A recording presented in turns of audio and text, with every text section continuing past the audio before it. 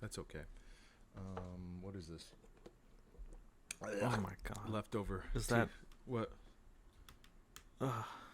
we've all been there, but to do it on camera, you leftover fast food cup, that's what you're drinking? It's I've there. I've done it too. But really, Uh-huh. Josh, It's you can do there. but you're at home. I know. But Any, it's what benefit does it serve? it's from yesterday. All right. It's just some I know, juice. but it is at least 70% water. Absolutely. That's what makes it healthy. Anyway, so God. welcome to Consume Content, episode number 8. Today we will be talking about the TV show Fargo, as opposed to the movie. No, wait, I'm only here for the movie. Get out. Just no, you have to stay. Unfortunately, you're. Oh fuck. Okay. Oh, For the no. I've outed my Discord profile picture. Profile picture. Yeah, you've outed your Discord profile picture. For the audio listeners, Matt physically turned off his camera, and now he's back. I didn't physically turn it off. I clicked the button. Yeah, it requires physical movement. Not a lot of movement, but physical movement nonetheless. Anyway, today I could have made it voice controlled. Sorry, go ahead. It's true. Go You ahead. could have. I don't know how you would, but we're talking about Fargo, seasons 1, 2, and 4, because I haven't seen 3. And you might be wondering, how could you skip a TV show season that's right in the middle? Because it's an anthology series. That's why. It's an anthology series that's loosely connected to each other, and all the seasons take place in the same universe. And it is a crime thriller, comedy-ish crime thriller, similar to the original film. That's so strange. I haven't seen it except for season 3. I've only seen season 3. You haven't seen any of it, It's perfect. you liar. All right, what happens? Who stars in season 3? Who plays 2 characters in season 3? Samuel L. Jackson.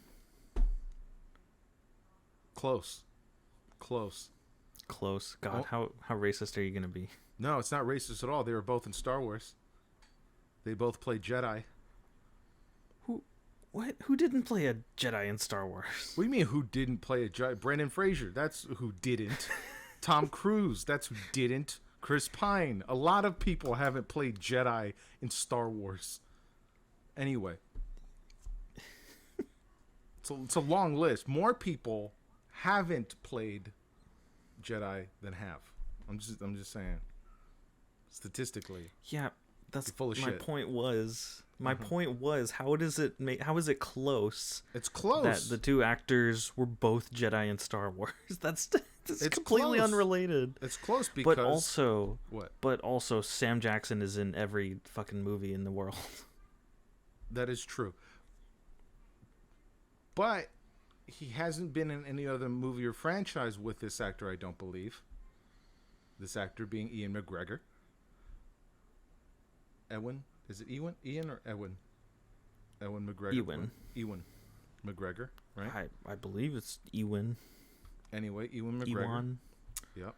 Who plays Obi-Wan Kenobi, right? Who is a fellow master on the Jedi Council. Is he the starring role in season 3? He is a starring role in season 3. He plays twin brothers in season 3. I've seen a little bit of season 3. I didn't get all the way through season 3. It wasn't my favorite season, but I should have stuck with it because what this show does is it jumps between decades. And so the first season of the show is almost like a modern reimagining of the movie. Pretty close. Similar-ish events occur. Similar-ish. But still distinct. And I'm actually going to have to look up the actor's name because I love him as an actor. He played Bilbo Baggins. What's his name? Can you tell me? Oh, of course I can. That's not Billy Boyd, right? He's in it, yeah. No, not Billy Boyd. Sorry, Billy Bob Thornton. I thought you meant Billy Boyd as like some sort of like abbreviation for Billy Bob Thornton. Billy Boyd plays Pippin. Pippin. Yes. That's why I was confused. Mm-hmm. Martin Freeman. Boy, is that you mean young Bilbo. Young Bilbo, yes. I should have specified young Bilbo. So, let's see here. Martin Freeman plays a guy named Lester Nygaard. Well, hold on. Where is this? Where is he playing this? This is season 1. Season 1 is led by Martin Freeman and Billy Bob Thornton. Right? So that's your star power in season 1. Right, but so I get it. It's a kind of a rotating cast every season, but take a step back, because I know absolutely nothing about Fargo. So if you can, give me a little bit more on the show overall. Okay, overall, Fargo is all about crime, right? And it's it's Spider-Man. Yes and no. No, stop it. Just no. So what it is it's always about the interesting mechanics of crime and how different levels of crime or criminals or different types of criminals can overlap and interact with one another, right? Or how season 1 in particular, I need to rewatch season 1 because Ian Holm. That's Holmes? who plays older Bilbo. The older Bilbo is played by Ian Holm. Yes. The original Bilbo. Yes. So Martin Freeman plays in season 1, just to give a brief synopsis of season 1, he plays a guy who's really down on his luck, really pathetic, really sad, right? Hates his wife. Why you gotta talk about me like that? I'm not talking about you. I'm talking about Ian. I'm talking about Martin Freeman. Okay. Now, Martin Freeman's character Lester Nygaard, right? He is grown man, still picked on by his high school bully, right? His wife is he hates his wife. Where does this take place? I believe the first season of Fargo takes place in the town of Fargo, in Minnesota. Yep. Okay. And so, for some reason, one of the images I get of this show is like the Northwest, very like Northern America, cold winters kind of setting. So, quick correction: Fargo is actually in North Dakota, but the whole show takes place in Minnesota. And what it does is everything somehow connects back to Fargo. Like either Fargo as a town is mentioned at some point, but basically like it's Fargo in the sense where it's like the movie, where it's a bit of a dark comedy, a bit of a crime thriller. Like it is these multiple things that overlap, and it's easy to forget that the show is sometimes intentionally silly. And then what they add on is sometimes they'll add something very strange to the show. Just like this very odd element. It's either something supernatural or something science fictional, and it's just like added in there as like a sprinkle of something else that somehow just like interrupts the show and just has like enough power to move the plot in a different direction. It's a weird thing, and I'm not going to talk about it much because these things are like specific per season, and they're all different. And it's usually just a small thing.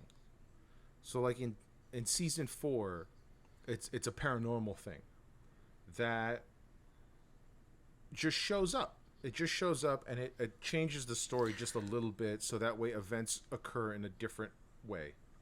And I know that sounds extremely vague, and not, but like it's extremely vague because I'm trying to get a good image of it, just like an idea of the show overall. Can you compare it to any other kind of show? I can't compare it to any really movie, anything other than like the original movie, where it's a bit of a black comedy. Right. About crime, about people. it's going back to the synopsis of season 1. I sort of interrupted myself there.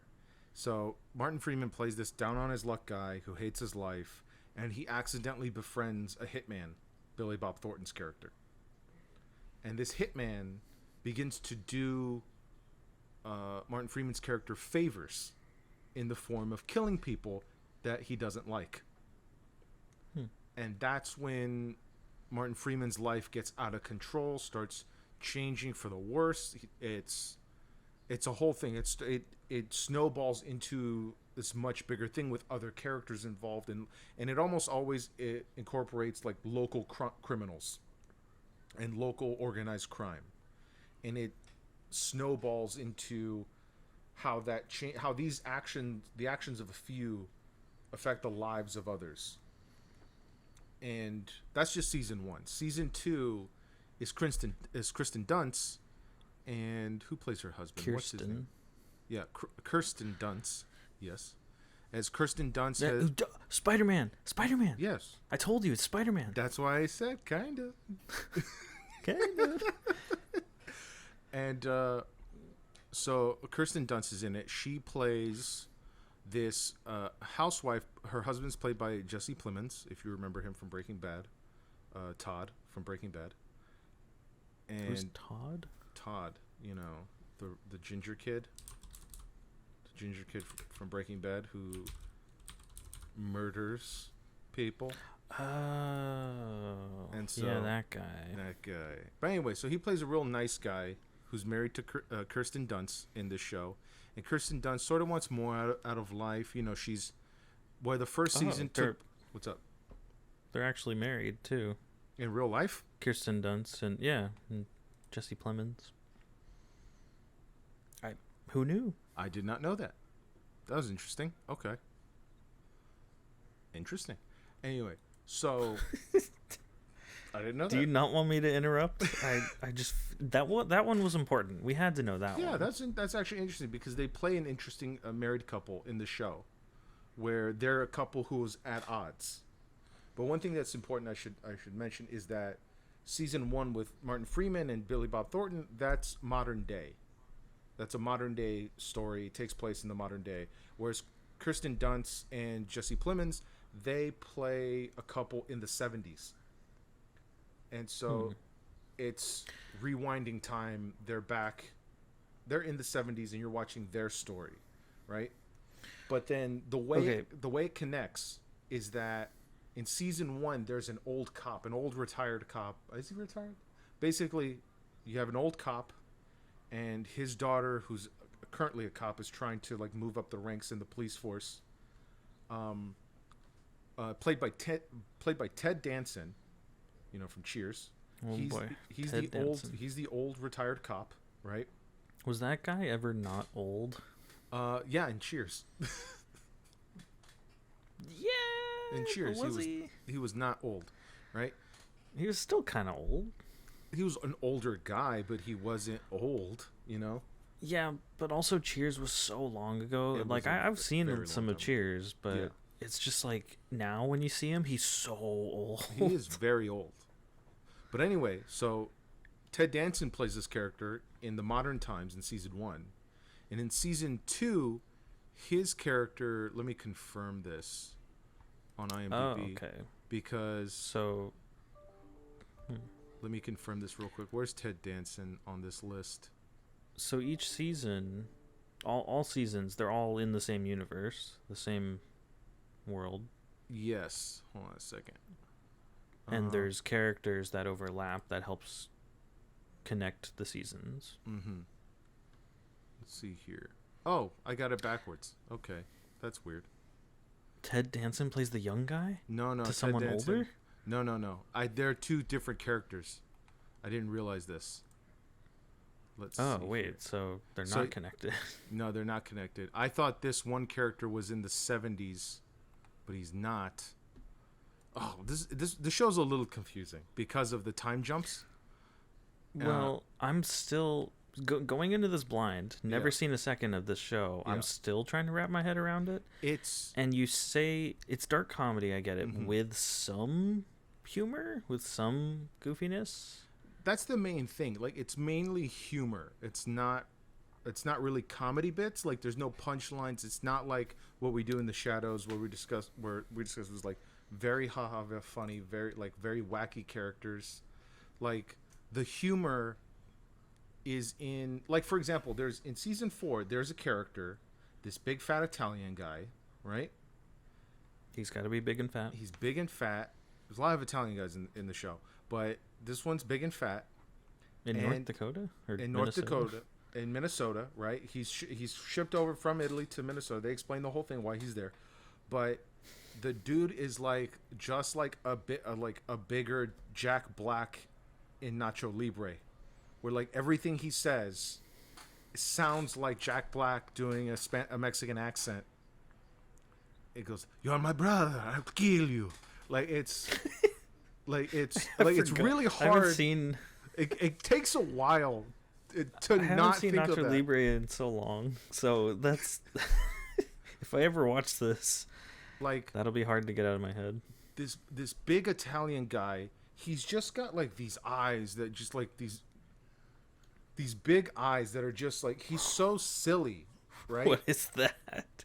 He's so silly, but he's trying to be so threatening, right?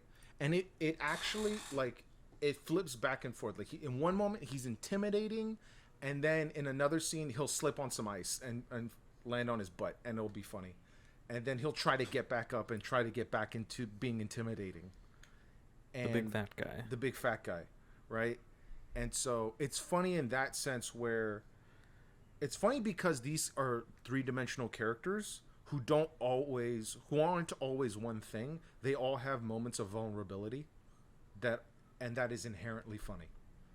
Just the way these people are just like quirky in how they operate and how they do things. And that's how it is sort of a black comedy, because these are funny people you can get along with, but they're also criminals, they're also murderers, they're also thieves and drug dealers and whatnot, and they're very terrible people doing terrible things. But So that's one of the connecting points is crime. That's what we were saying. Every season is about crime at some level. In this specific town. In Minnesota, somewhere in Minnesota. It's about crime and criminals and how normal people get caught up with criminals. I'm getting like Barry mixed with American Horror Story. I guess so. I guess that's fair. I guess that's a fair comparison. Yeah, I would say that. Like, Not so much American Horror Story. Just something that jumps around. Something that jumps around in that sense. I won't say that there's a NoHo Hank in this, because then it's just not good. It's for that reason. You're right. It's probably not as good, but there are interesting characters and there are interesting things going on in the show. Where, again, season 2 was just so good with Kirsten Dunst. Kirsten. Kirsten. Kirsten. You said Kristen. Kirsten. I'm trying to say Kirsten, all right? It's difficult. So, season 2 with Kirsten Dunst and Jesse Plemons. Mm-hmm. Kirsten Dunst is just a normal housewife trying to, dreaming of a bigger life, and she accidentally runs over somebody. She accidentally runs over somebody who ends up in her windshield, and she drives the car all the way home with this person in the windshield. And this why? Because that's a question in the show. Like, someone asks her, "Why did you just keep driving? Why didn't you just stop?" And she describes it as a sort of shock to her system. Like, she didn't know what to do because she was so shocked, and she just went into autopilot and drove home with a man in her windshield. How did she see you? Just well, it was around. He sort of like broke into the passenger side of the windshield, so she could see just fine. But this man just so happens to be, the son of a local crime lord, and so that's how she gets caught up into the lives of these criminals, and her sort of adventure into this into this world is really interesting. She's really funny in it. I would recommend season 2 just for her, because but that's on top of like all of the crime stuff, because it's not as if nothing's happening and all of a sudden these people just like mess everything up and start changing things. There are already things in motion in the lives of these criminals.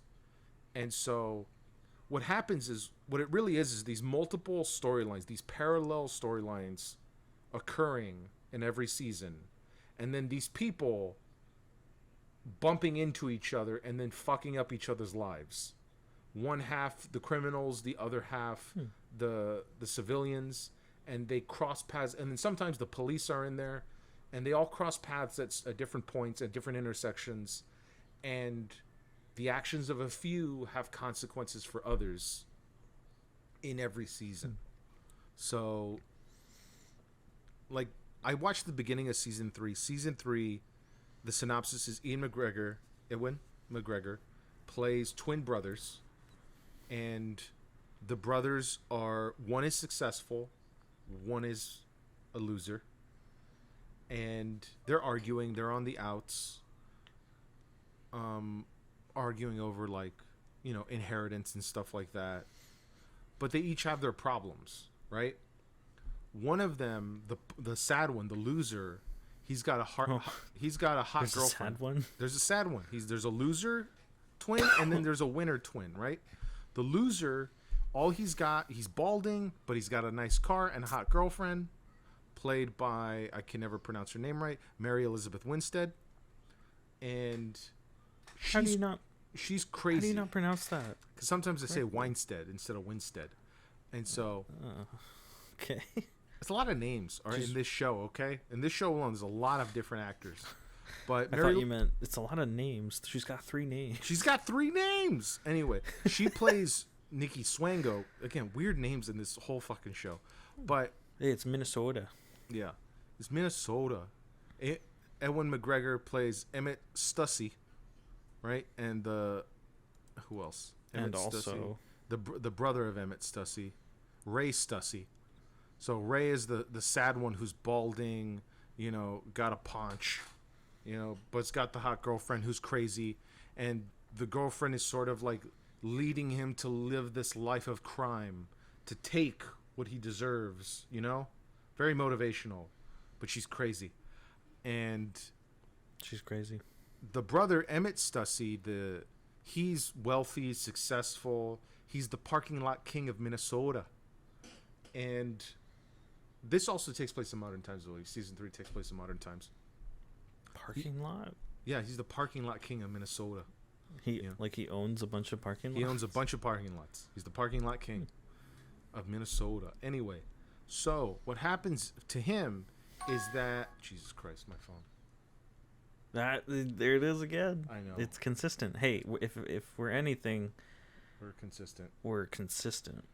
And so, Emmett, he's being, let's say, courted by some criminals who want to buy into his business.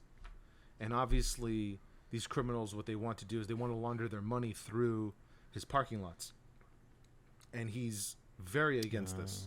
He's very against this, but he doesn't know what to do, because how do you say no to these people? If you say no, they just take it anyway. So that's the situation he's caught in. So both brothers are caught up they're both entering into the foray of crime, but in different ways. And I need to watch that season, because I haven't seen it to completion, over like how that all unfolds. What? I've seen 3 out of... say to completion? Yeah, to completion, because I haven't seen it to completion. All right, what's wrong with that? What's wrong with my word choice? Do you often find yourself not reaching completion? This is a euphemism. You being... Yes, obviously. All right, whatever. Ugh. Okay. So... Just keeping it light. Do what I do. Anyway. Well, I mean, it's kind of what happens when one of us is talking about a show. There's just so much to talk about. There is. I feel like we should... I want to, like, I want you to go on and, give me all this information so I can get an idea of what this is. But I think it helps to break it up a little. Okay. Yeah, so that's why I try to throw in a question. I try to make a dirty joke. Oh my god. Well, You're welcome. Right. Thank you, Matt, for your service. Service is rendered. Keep it up. Services to completion. Oh god. Okay. All right. Service is great. No. Okay. So I had no idea. So the show then, it's not. The episodes aren't like self-contained. It's not like an episodic. It's episodic, but the narrative continues through the whole season, right? Yes. So you have a cast of characters that you are concerned about, that you meet every season, new cast of characters every season, and you start to get to know them. You learn their quirks, and they very quickly get involved in these problems, these large overarching problems that affect all of them, in ways that they don't yet know. Moving on to season 4. Season 4 is about this 15-year-old black girl in the 1950s, and she is the daughter of a mortician, and her dad is white, her mom is black, and she has to she's the narrator of the entire season because she's writing a book report for her history class, or a history report, I should say. And so is that whole season told from that perspective? She yes, it's told from her perspective because she is going over the first episode. Sort of covers crime from the 30s to the 50s in the town she lives in, because she's mainly talking about sort of the intersection between ethnicity and crime, organized crime. So she talks about how, and this is all the first episode, like the very beginning of the first episode, she talks about how the first organized criminals in the town were the Hebrews, then the Irish took over, and then the Italians took over. And now by the 1950s, the Black Syndicate is trying to take over for the Italians. And that's where they currently stand. But every time before one of these new ethnic groups takes over, there is an attempt at peace between the two factions. And what they do is they do this very like old school thing where they exchange sons. So like the son of each crime boss will trade their son with the other boss in an attempt to keep peace, essentially exchanging hostages for the sake of, keeping the relationship at ease. Unfortunately, this does not work, as evidenced by the fact that the next ethnic group that comes in takes over anyway. But the 1950s is different, and that's why the story is being told about the 1950s, and they only briefly cover the past 3 families before them. But the differences aren't apparent until probably the very end. Like there's some key like historical differences as to why it's the black mafia versus the Italian mafia in that whole scenario. And this 15-year-old girl gets caught up in the lives of these criminals because her family takes out a loan from loan sharks that are a part of the black mafia. And because of this, her family is now indebted to that crime organization. And she is, for the most part, a sideline player until she figures out how to get her family out of this situation. But that's not till much later. Now, the leader of the Black Mafia, he is played by Chris Rock. Mm-hmm. And Chris Rock does a pretty good job. He does a pretty good job at, I should say, just acting in general. He's not the caricature Chris Rock you might know from Saturday Night Live. Mm-hmm. He is... Well, now I'm disappointed. Yeah, he's not really yelling a lot. He yells a little bit. It's a solid performance from Chris Rock. He plays Lloyd Cannon, and he is, again, father, patriarch, leader of this criminal organization. He has his own family, his own group of advisors and confidants, and he is up against the Italian family that is headed up by Jason Schwartzman. Schwartzman's in this? Exactly. Schwartzman's in this, and he plays a very good Italian mob boss. And despite the fact that, you know, I was expecting... Tell me his name. Schwartzman. No. What? His character's name. Tell me his character's name. Giusto Fata.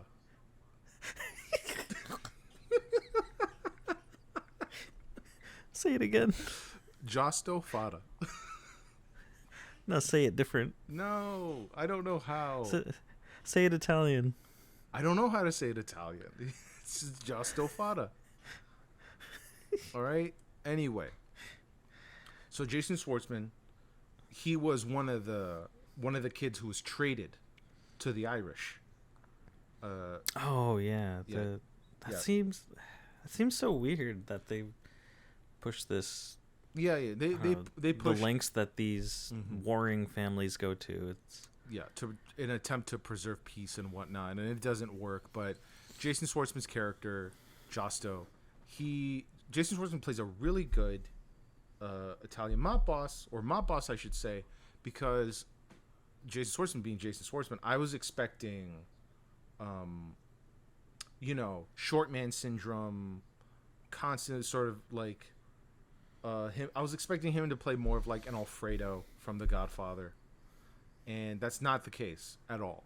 He's actually... Which one's Alfredo? The weaker older brother. Oh, okay. And I haven't seen The Godfather in a while. The one who's always shriveling. It's like, Michael. And he goes like, yeah. He didn't mean it, And Jason Schwartzman, and he doesn't play sort of the weaker older brother because in season 2 you already had a character who was the weaker younger brother who was never strong enough to lead the family. And Jason Schwartzman is a competent leader, a competent, intimidating mob boss, but he's at war internally with his younger brother, the fat Italian man who sounds like Jack Black doing a Mexican accent.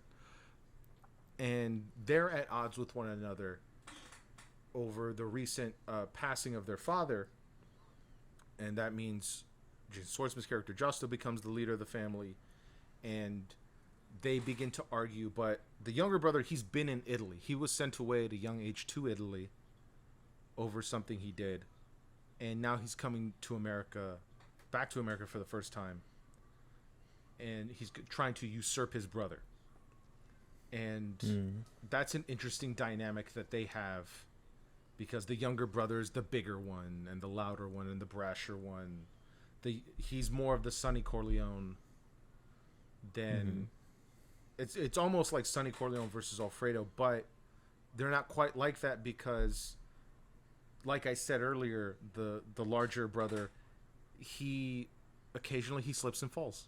He has like these moments where he's like embarrassed, and he's not perfect.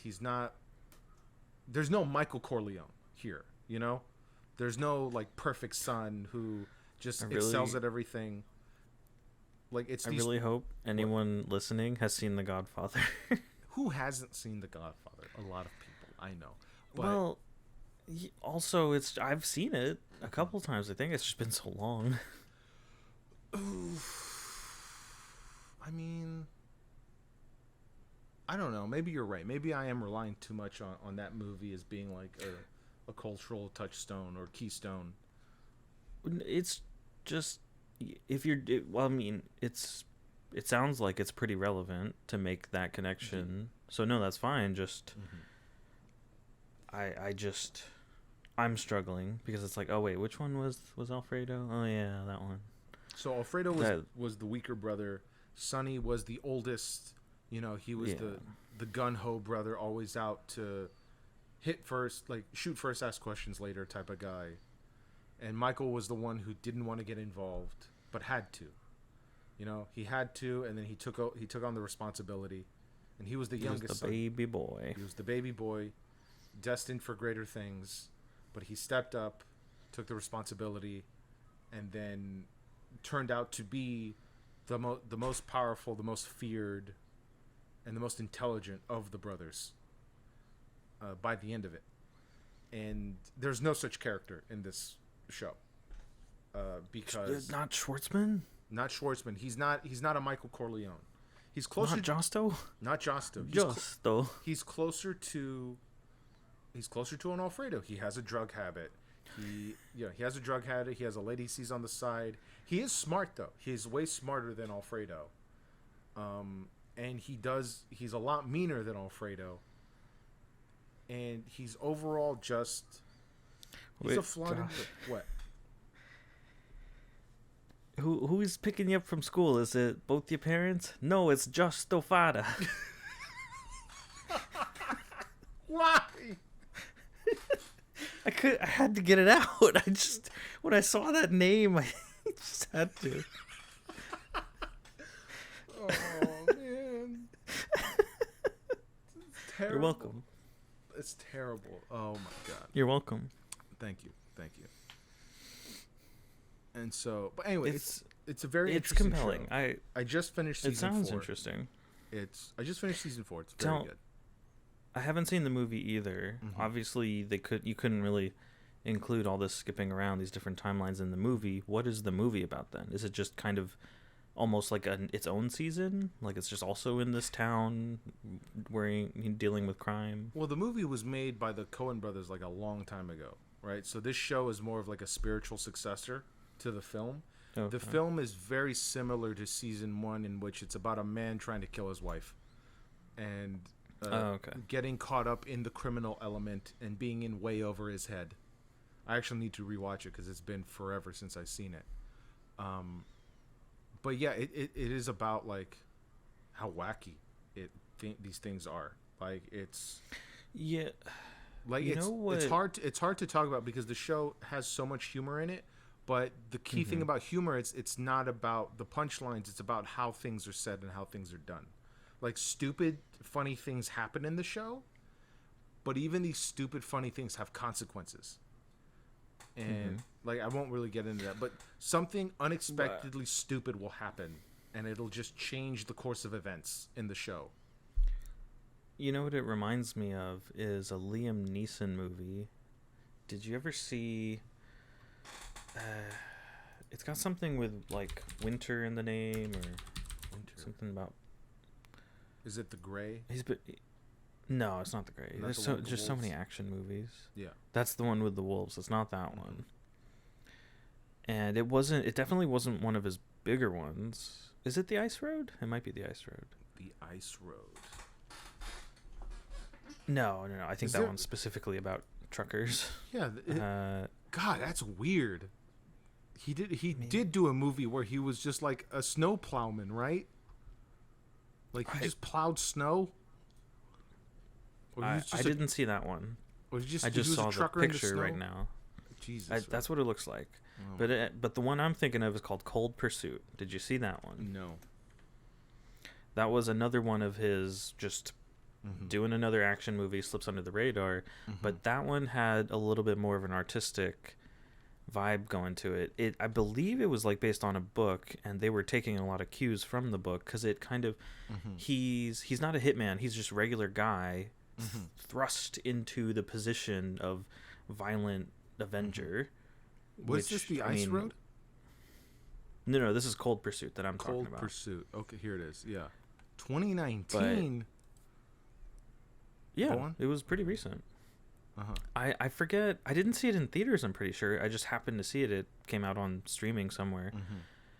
And I think it just gives me a very similar vibe. Obviously, the northern winter setting. But it's kind of quirky. Obviously, he's trying to avenge the death of his son, I think. But it's all tied into this like underworld crime organization. His brother's involved with that crime organization, but it's not. Yeah, so he ends up killing people. A lot of people die. A lot of fighting, shooting. So it's like I feel like it's got similar vibes. And then it's just also some quirky, like really out there stuff happens and kind of pushes the plot. And yeah, kind of like that trucking movie. I think he's a snowplow driver. Yeah, in this one, I'm watching the trailer. I'm watching the trailer right now. He is a snow plow driver, and yeah, they live in some very, I think it's like Colorado or something, some very snowy area. Yeah, but yeah, I'm watching. That's what it reminds me of. Yeah, I'm watching the trailer on mute, and I think you're right. It is a very similar vibe to this. Like, I'm just looking at how like certain characters are shot and how some characters are just weird looking. And yeah, I think like there's a shot here where the brother's just not wearing pants, but he's wearing shoes and socks. Like, I don't know. I might be seeing that wrong, but I think you're right. I think and there's also there's one bit in the movie I feel like it's very similar to Fargo based on what you've said. There's also a hitman in the movie, and Liam Neeson is talking to him at one point, and the hitman's name is the Eskimo. He's a black guy, and I don't think it's Liam Neeson. Someone else goes to the Eskimo. He's asking him, like, why do they call you the Eskimo? Because I don't think he's like an actual Eskimo or anything. Yeah. And I think his explanation was like something like, why else would there be a brother in the snow like this? Something like some racial commentary. It landed much better than how I'm delivering it, but that makes no sense. It was just a little bit of humor, just some attempt at it. Yeah. Yeah, I think I might watch this because this does look wackier than the trailer I remember. It's not super wacky, but it looks like it's got similar vibe, I think. Yeah, it looks like it's got hints. Yeah. Because it's kind of stuff just happens kind of like what you were saying. It's very serious. He's trying to find out what happened to his son, and people are fighting and dying, but something random will just happen, and I believe that's kind of the feeling of the movie. It's like an icicle falls from a house and impales a guy straight through the head, kind of thing. I'm not saying that happens, but similar ideas. No, in Fargo, something as stupid as that would happen, and it's just like it's on that level of like completely random. Not that it's not foreshadowed. Like in season 4, there's a thing that happens that is like very stupid, and it's like this changes things immediately, but like it happens because this happens now. Other events can happen, if that makes sense. Like there's a character who was like protecting himself, right? He was building up a defense, or he had a defense, right? And because of this one stupid thing happening, his entire defense falls apart. He's no longer protected because of this one literal idiotic thing that happened. But this idiotic thing is foreshadowed because it's happened before, and it wasn't a big problem before. So it's not what's up? Is it kind of like delivering a punchline? Like they set it up like, oh, this thing happened before, so keep an eye out for it, and then it happens again, kind of thing? Not even that, because it's only really foreshadowed once. Like it's just like that in and of itself. The first time it happens, it's haha funny. It's haha funny that happened, and then later it happens again, but there's dire consequences to it happening. And so the first time you're like ha ha ha ha. The second time you're like, oh fuck, because you were sort of rooting for the character. Like it's weird. You're like, all of the characters are endearing in their own way, despite the fact that they're all despicable for the most part. Most of the characters are all despicable. Because Spider-Man. And I don't know. Season 4 is very, very good because there's two gangs at war. One family trying to survive in between, and you throw a serial killer in the mix, and it's just good. It's just a very fun season.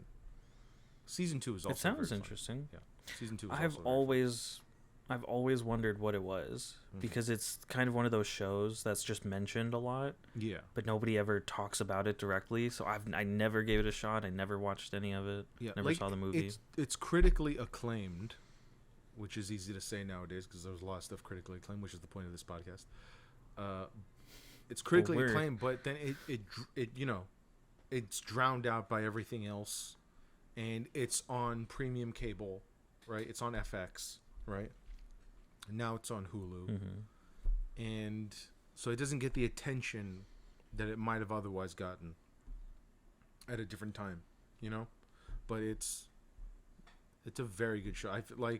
I've been trying, like, I got through like 2, maybe 3 episodes of Shadow and Bone. Like, I was trying to watch a bunch of different shows. There's another show on Hulu called The Terror. Well, what? Slow down. You don't have to.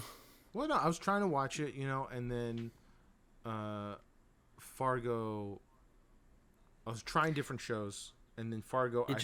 I stuck with that one. Out of like 5 shows I tried to watch, Fargo I stuck through and watched the entire 4th season, like in essentially 2 sittings. And I have to get back on. I get what you're saying.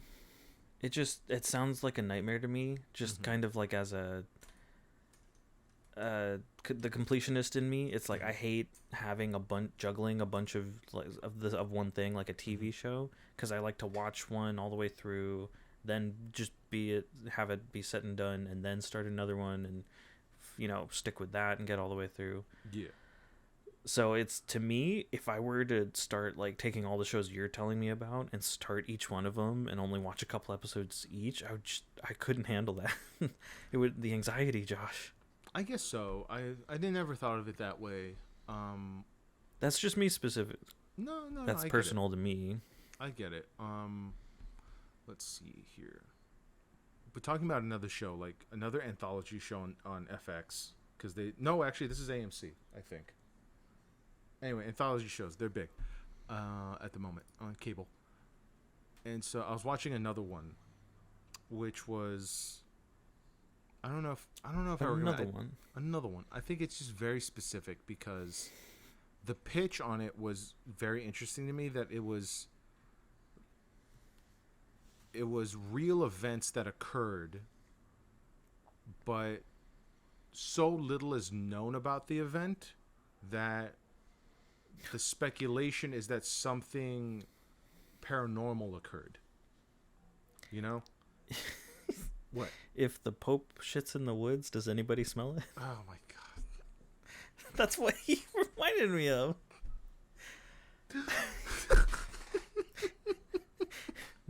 What is it? If a bear poops in the woods? No, wait, it's the Pope. It's the Pope. I don't know. I've never heard that before. What do you mean you never heard that before? I've never heard that before. If the Pope poops in the woods. I've never heard that before. Anyway. At this point, I don't even know the original joke. It's a play off of the phrase, if a tree falls, does anyone hear it? Mm-hmm. I believe it comes from that. I think if a tree falls in the woods and there's no one to hear it, does it really make a noise? Like that's that's so the original. From there somehow there's a connection to like if a bear shits in the woods. Yeah, to the Pope. I don't know. Like, so, and then the Pope got thrown in there. I don't know. It's just something worth referencing because it's a poop joke, and that's always funny. That is true. That is funny. God damn it, Matt. What? If the Pope poops in the woods, does anybody smell it? Does anybody smell it? If the Pope poops in the woods, does it stink? Oh my god. If we're going by the original, it goes, if the Pope poops in the woods and there's nobody to smell it, does it really stink? Like, it's, never mind. That could be it. That could be it. Whatever. Whatever. Be it. This is a weird. But then why is the? Why is the Pope in the woods? Why is the Pope in the woods? It probably is supposed to be the bears. Oh my god. So then where did the Pope come from? Oh my god. Maybe if the Pope poops in the woods and only bears can smell it, does it stink? Oh my god. This doesn't make any sense. Why? Never mind. It's not supposed to. But you know what? Whenever I hear that joke, I laugh every time.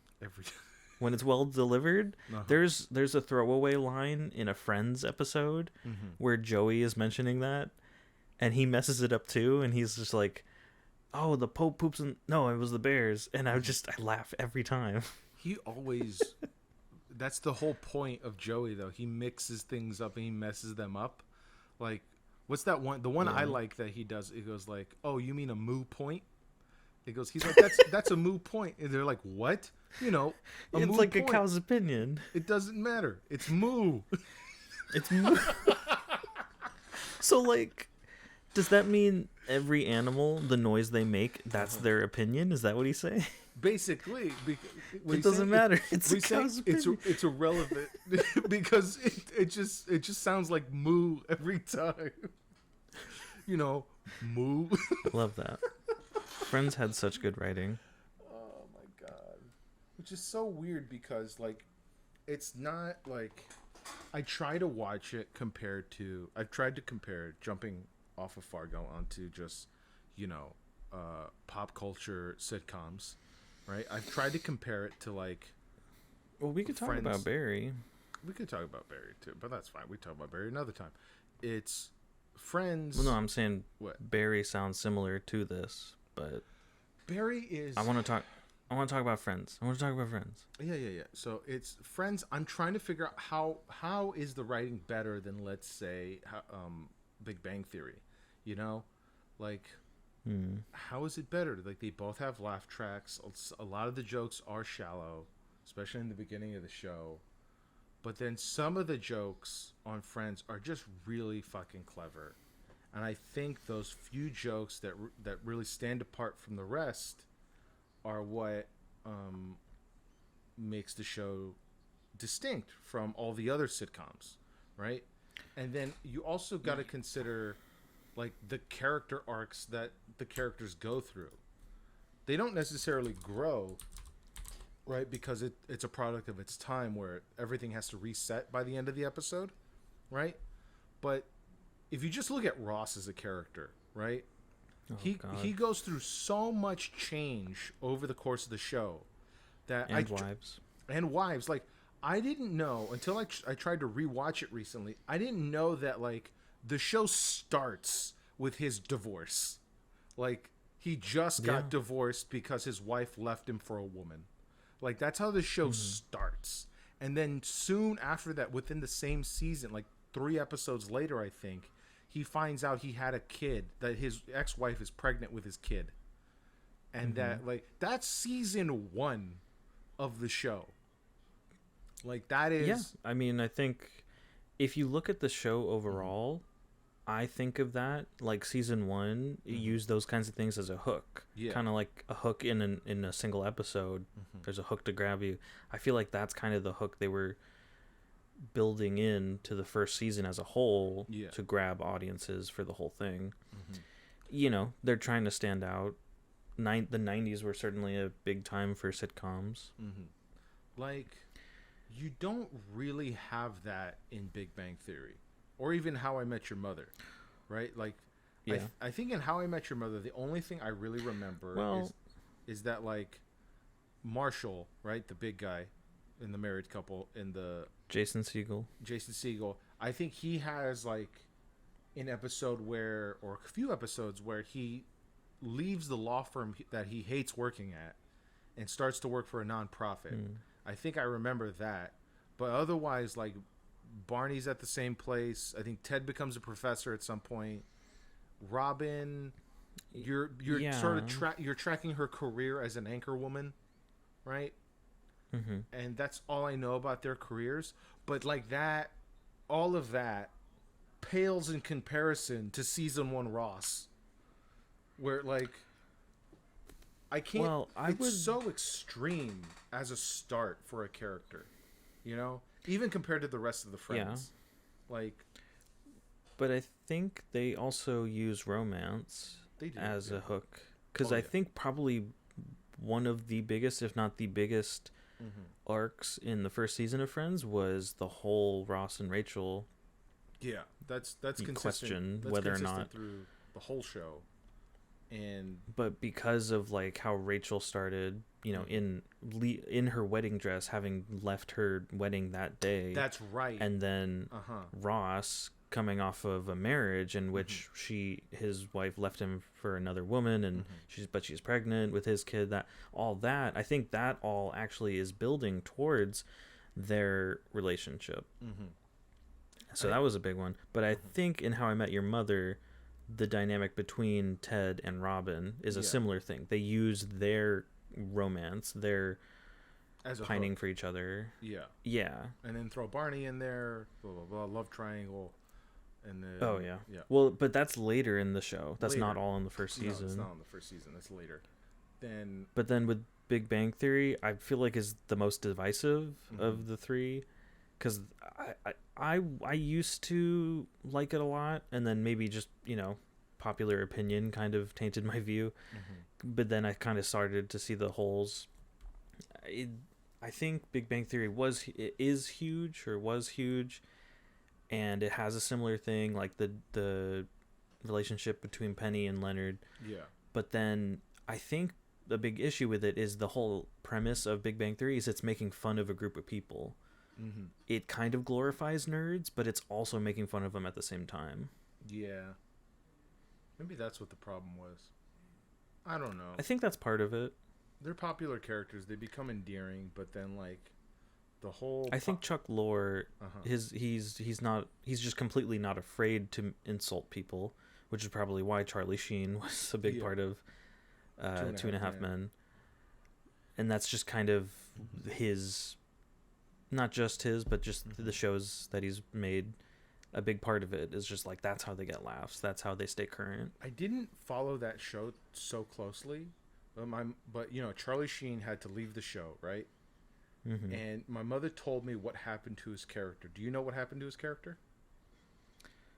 No, I actually didn't really watch Two and a Half Men much at all. So, in one of the recurring gags in the show was that Charlie Sheen's character had this neighbor who was stalking him all the time, right? Constantly pining over him and constantly like breaking into his house, like all of the time. Right.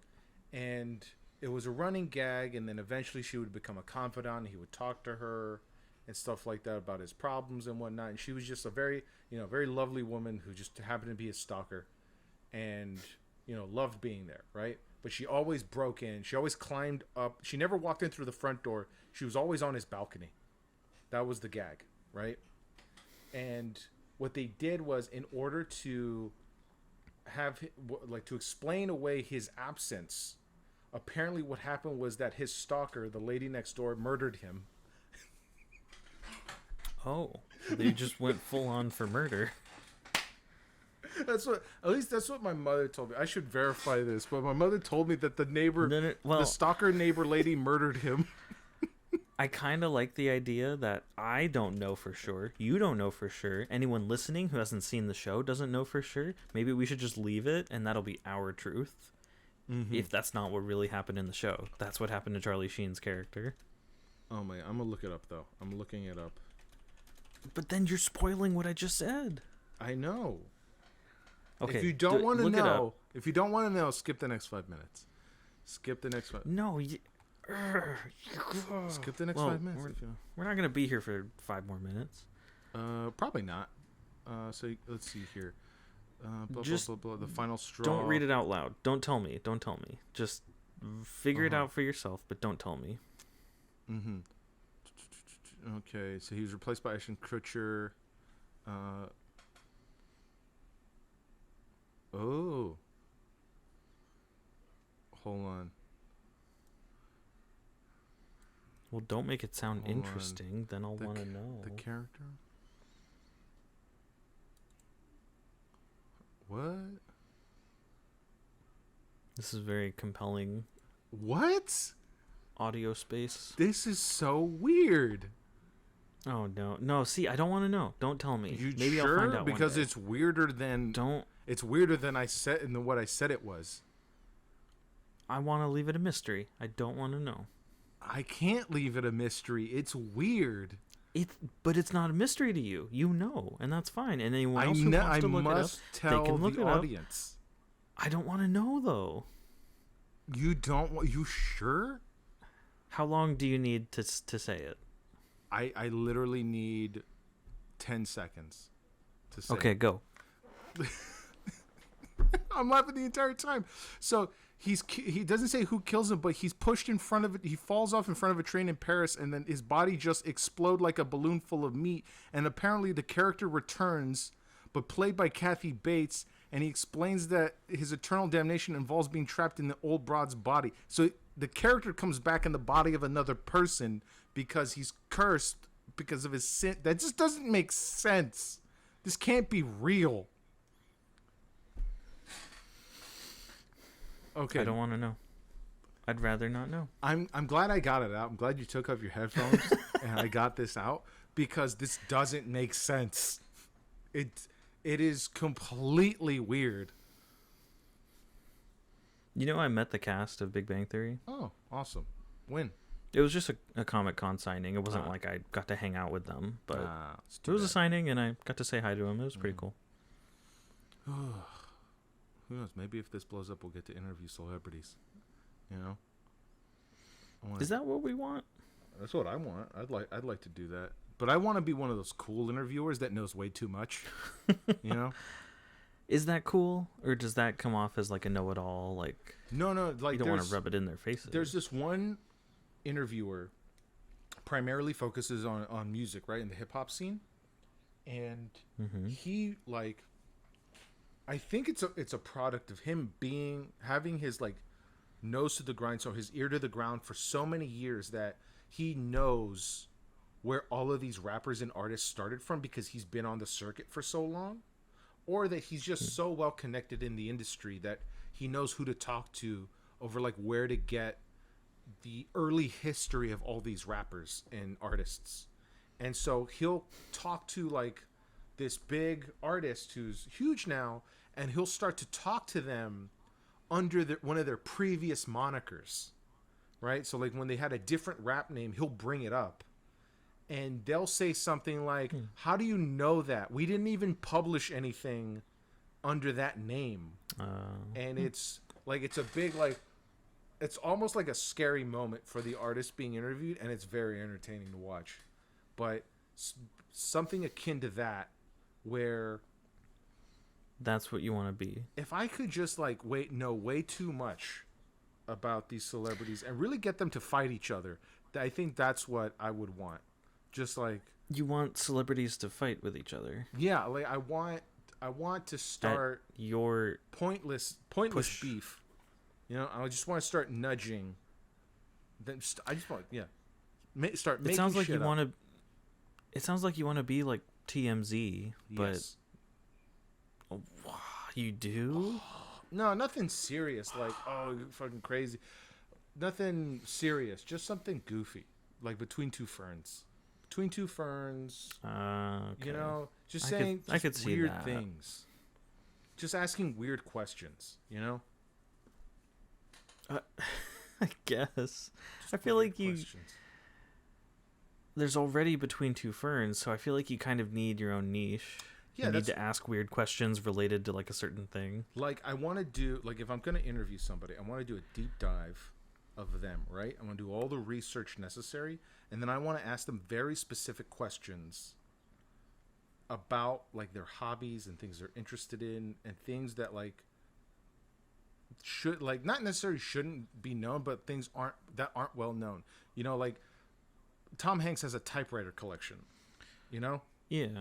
And so but I feel like a lot of talk shows already do that. Usually they talk to the celebrity first and they ask like, "Oh, what do you have going on? Any interesting stuff?" I don't want to do that. You want to surprise them. I want to surprise them. I want them. Who knows if I'll be able to do it, right?